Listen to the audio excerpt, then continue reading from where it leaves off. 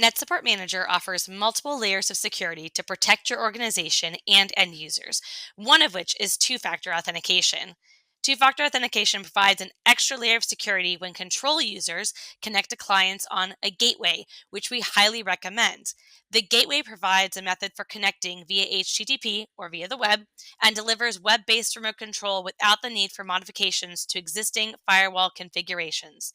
Even if you aren't conducting web-based connections, we highly recommend setting up the gateway for the added security features. You can run the NetSupport Manager installer and select the gateway component to be able to install that onto an existing server or onto an existing device that meets the minimum requirements so that you can run the connectivity server and add these extra layers of security.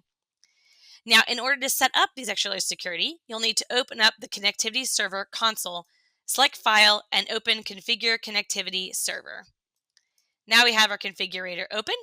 We need to go to the 2FA tab. Manager supports time-based one-time password and duo push options. For TOTP, time-based one-time password options, you're going to need to enter in an issuer name, which will default automatically to the licensee name or the license name, and is the account name that will be displayed in the Authenticator app.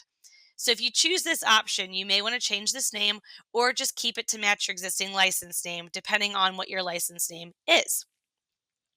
If you choose the Duo Push option, you're going to need to enter in the Authenticator integration key and secret key, as well as the admin integration key and secret key.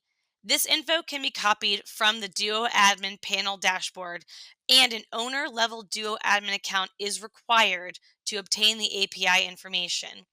Please note that the gateway must use port 443 for Duo Push. That's set up in your General tab where you're able to indicate on which ports you're using for the connectivity gateway. Now down below, you've got your username suffix and your timeout option. The username suffix is an operator username suffix to ensure the username is unique to the gateway.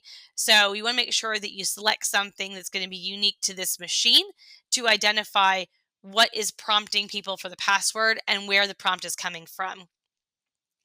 Also important is the timeout option. This is the time that the validation lasts before you need to re-authenticate, unless the control is restarted, in which case, by default, it's going to require re-authentication again. Now, by default, we set this to 12 hours, roughly one working day. If required, you can enter a different time here. Now, if you enter a 0, the two-factor authentication is required for every single connection to a gateway device. So anytime you want to connect, even if you just finished a session, it will require you to re-authenticate again. We would only recommend this in cases where you need to be highly secured and locked down.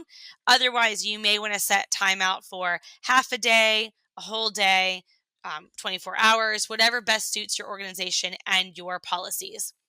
Now, when you select each of these options, it's going to ask you if you want to apply these settings to all existing operators.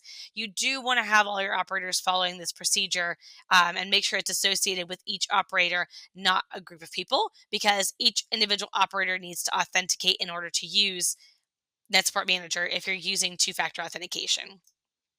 Once you've made these changes, you can click Apply and select OK.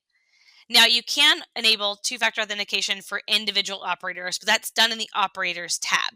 So you'll need to restrict remote control access to specific operators. Then you're going to have to add that operator, so their operator name, their full name, set a password for them, and select Require Two-Factor Authentication.